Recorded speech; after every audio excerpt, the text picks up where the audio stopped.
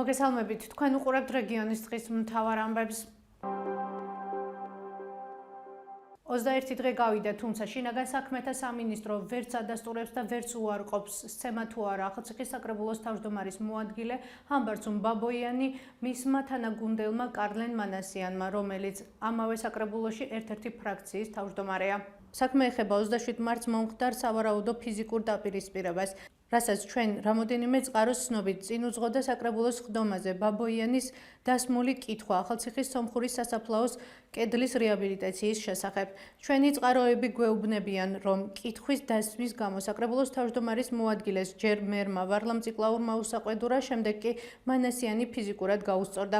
ზემოთ ხსენებულს უარყოფს როგორც მერი, ისე ბაბოიანი და მანასიანი. დაიწყო თუ არა გამოძიება მომხდართან დაკავშირებით. ჩვენი რედაქცია შინაგან საქმეთა სამინისტროს იმავე დღეს დაუკავშირდა.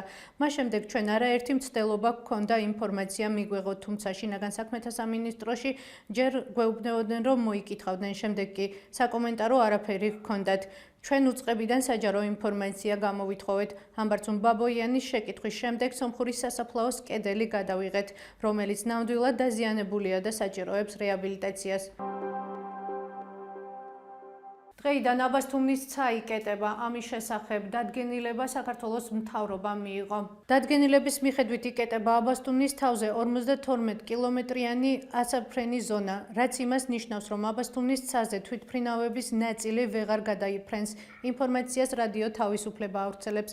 მედია თავის საგამოძიებო მასალაში ოფიციალურ უწყებებზე დაყრდნობით მიუთითებს, რომ გადაწყვეტილების მიზანი ასტროფიზიკური ობსერვატორიის ეფექტიანი ფუნქციონირებაა, რისთვისაც აუცილებელია ცის მაქსიმალური გამჭვირვალობა, რაც საჰაერო მოძრაობის შემცირებას უკავშირდება. თუმცა როგორც რადიო თავისუფლება წყაროებზე დაყრდნობით წერს, აბასთუმნის ცის ჩაკეტვა ბიძინა ივანიშვილის ახირება უფროა, რადგან ქართული ოცნების მილიარდერ დამფუძნებელს კურორტზე 2020 წლიდან აქვს საოჯახო რეზიდენცია. დაუკავშირდით აბასთუმნის ობსერვატორიის დირექტორს ალექსანდრე თევზაძეს, რომელმაც გითხრა, რომ აბასთუმნის თავზე ფრენების შეზღუდვა ობსერვატორიის მოთხოვნა იყო.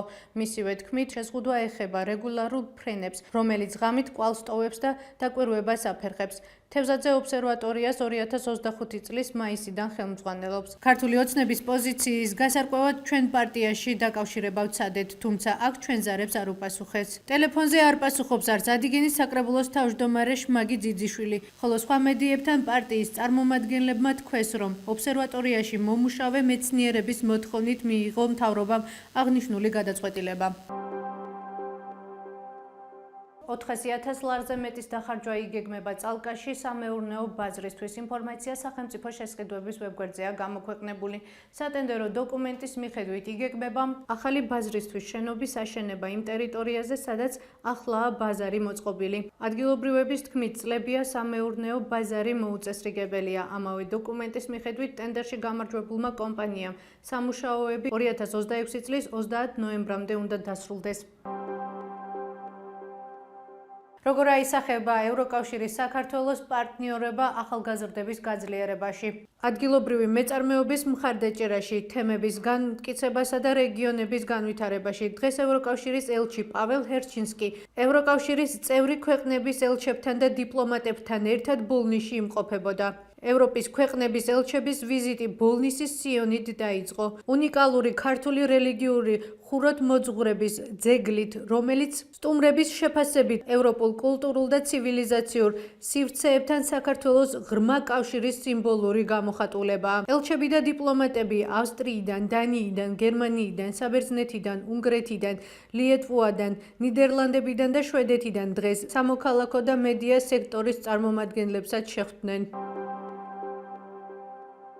ეს იყო ჩვენს ხელთ არსებული დღევანდელი ბოლო ინფორმაცია. მეტი და დეტალური ინფორმაციისთვის ეწვიეთ ჩვენ ვებ და Facebook გვერდს. გმადლობთ რომ გვიყურებთ. ხვალამდე.